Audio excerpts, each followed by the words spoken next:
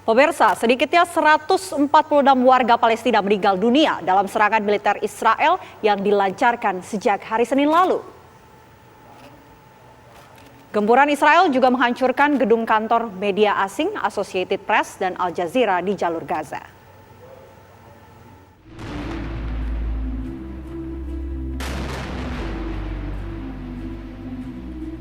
Gempuran Israel ke wilayah jalur Gaza Palestina mengakibatkan runtuhnya gedung kantor media internasional.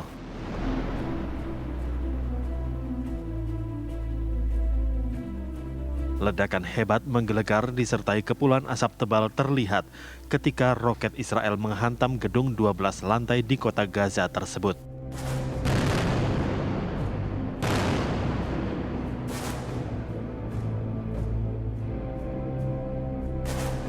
Dalam waktu beberapa saat saja, gedung pun runtuh menjadi tumpukan puing.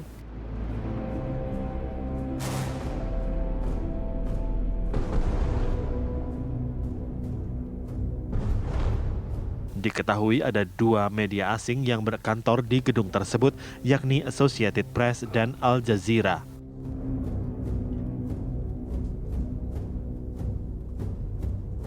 Meskipun demikian, serangan tidak menimbulkan korban jiwa. Pemilik gedung sudah diminta untuk segera mengosongkan seluruh lantai, sehingga penghuni sempat melarikan diri. Hingga kini Israel belum memberi alasan resmi mengapa mereka menyerang kantor media di Gaza. Penyerangan terhadap jurnalis dan kegiatan jurnalistik bisa dianggap sebagai kejahatan perang.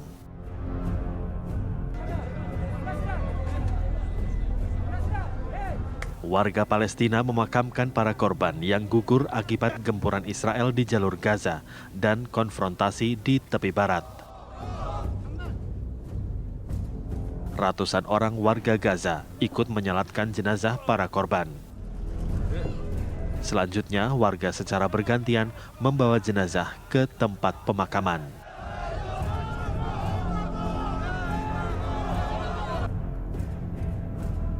Hingga detik ini Israel terus menggempur Gaza dengan serangan udara.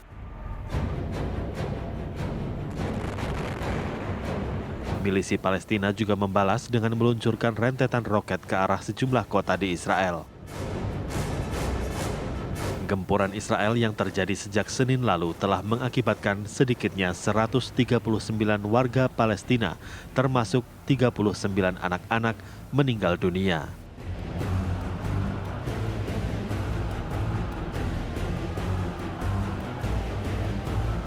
Konflik yang kembali membara antara Israel dengan Palestina belum menunjukkan tanda-tanda akan mereda sejak berawal pada Senin lalu.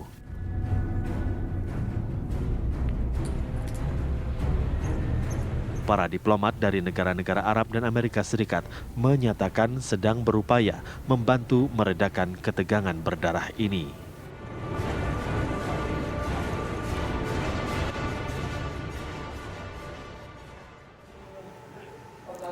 Presiden dan CEO kantor berita Associated Press, Gary Pruitt, merasa terpukul atas serangan udara yang dilancarkan oleh pasukan Zionis Israel yang menghancurkan gedung biro kantor berita The Associated Press dan sejumlah media lainnya. Kami merasa terpukul dan ketakutan bahwa militer Israel akan menyerang dan menghancurkan bangunan yang menjadi kantor biro Associated Press dan media massa lainnya di kota Gaza. Mereka telah lama mengetahui lokasi kantor biro kami dan mengetahui bahwa ada banyak jurnalis di sana. Kami mendapatkan sebuah peringatan bahwa bangunan tersebut akan terkena serangan. Kami saat ini tengah mencari informasi dari pihak Israel dan bekerja sama dengan pemerintah Amerika Serikat untuk mengetahui kelanjutannya. Ini merupakan perkembangan yang buruk. Kami sebisa mungkin meminimalisasi adanya korban tewas. Puluhan jurnalis dan sejumlah pekerja lainnya tengah berada di dalam gedung dan dengan beruntung dapat dievakuasi tepat waktu. Kini informasi bagi dunia mengenai kejadian di Gaza akan semakin berkurang atas insiden yang terjadi saat ini. Lalu bagaimana pemirsa pantauan terkini di jalur Gaza? Kita bergabung dengan Hussein Abu Muslim, warga Indonesia di jalur Gaza, Palestina. Selamat pagi waktu Jakarta, Hussein. Serangan apa saja yang dilancarkan oleh Israel ke jalur Gaza? Silakan. Selamat dini hari waktu Gaza. Sampai detik ini serangan Israel masih terus terjadi ke jalur Gaza, tidak hanya melalui serangan udara dengan ratusan jet-jet tempurnya, namun juga di wilayah Rafah, jalur Gaza bagian selatan, detik ini sedang dibombardir oleh tank-tank baja dan artileri yang terkonsentrasi di wilayah timur perbatasan jalur Gaza bagian selatan. Hussein, hingga saat ini ada 146 korban. Lantas adakah dari 146 korban meninggal tersebut yang merupakan warga negara Indonesia? Alhamdulillah sejauh ini tidak ada warga negara Indonesia di Gaza yang mengalami luka, apalagi korban jiwa. Semua dalam keadaan sehat walafiat, alhamdulillah, dan kita terus saling membangun komunikasi antara satu sama lain dan saling memberikan kabar. Ya, Hussein, dari pantauan Anda, berapa jumlah bangunan yang rusak akibat serangan tersebut? Dari kabar terakhir, info terakhir yang saya terima itu tidak kurang dari 500 bangunan di Gaza, yang mayoritasnya adalah apartemen-apartemen pemukiman dan perkantoran-perkantoran milik awak media, baik itu media-media lokal maupun media-media internasional. Hussein, kemarin Israel menghancurkan bangunan dari sejumlah media. Memang apa sebenarnya yang diincar oleh pihak Israel? Iya, memang penghancuran gedung milik media ini bukan hanya kemarin, namun sudah terjadi dalam 4 hari terakhir. Kemarin itu adalah Tower Jala yang memang merupakan salah satu yang terbesar, namun sebelumnya juga ada beberapa tower seperti Tower Syuruk, Tower Jauhara, semua adalah bangunan perkantoran yang memang selama ini menjadi nadi dan denyut kegiatan media di Gaza. Beberapa analis mengatakan bahwa ini adalah usaha Zionis Israel untuk membungkam pergerakan media agar tidak mengabarkan apa yang sebenarnya sedang terjadi di Gaza, Palestina. Ya, Hussein, kemarin kan sejumlah bangunan media ini diserang.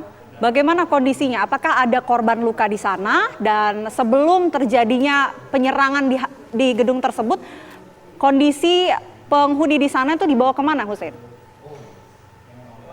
Ya, sebetulnya ada perubahan statement ya. Artinya di awal pihak Israel ini sudah memberikan waktu 1 jam kepada para penghuni kantor untuk mengevakuasi diri dan membawa peralatan-peralatan mereka.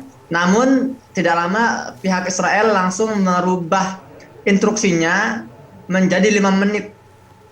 Jadi para penghuni kantor itu diminta untuk mengevakuasi diri dalam waktu 5 menit. Itu menyebabkan para penghuni ini tidak sanggup, tidak mampu, tidak sempat membawa peralatan-peralatan mereka yang sebetulnya sangat penuh. Jadi satu gedung 12 tingkat itu sangat penuh peralatan-peralatan media dan broadcasting yang tentu setelah dihancurkan ini menyebabkan kerugian material yang sangat besar, terutama bagi para wartawan lokal yang memang mereka hidup dan bermata pencaharian melalui peralatan-peralatan media ini.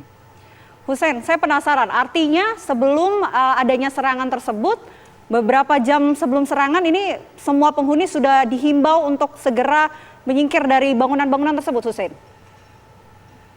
Bukan beberapa jam, beberapa menit. Hanya beberapa menit saja? Ya. Update pernyataan terbaru dari pemerintah Palestina dan juga Israel. Apakah sudah ada, Hussein? Ya, kalau dari pemerintah Palestina memang mereka semua sepakat ya bahwa aksi penyerangan dan peluluhlantahan bangunan media ini jelas adalah agenda dari penjajah untuk membungkam suara-suara media yang selama ini menjadi jendela, satu-satunya jendela antara Gaza dengan dunia.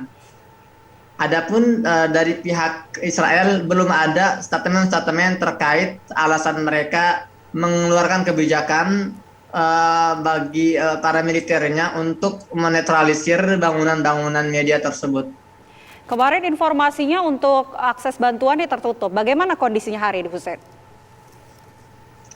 Akses bantuan tertutup bukan hanya sejak kemarin, namun sejak beberapa hari sebelum eskalasi terjadi. Namun pihak Mesir sudah berniat ya, sudah mengeluarkan statement akan membuka pintu perbatasan Rafah yang menghubungkan antara wilayah Palestina di Gaza dengan wilayah Rafah untuk membuka jalan bagi korban luka yang ingin dirawat di rumah sakit di Mesir. Terima kasih Hussein atas laporan Anda. Selamat menjalankan tugas kembali, tetap jaga kesehatan dan juga keselamatan.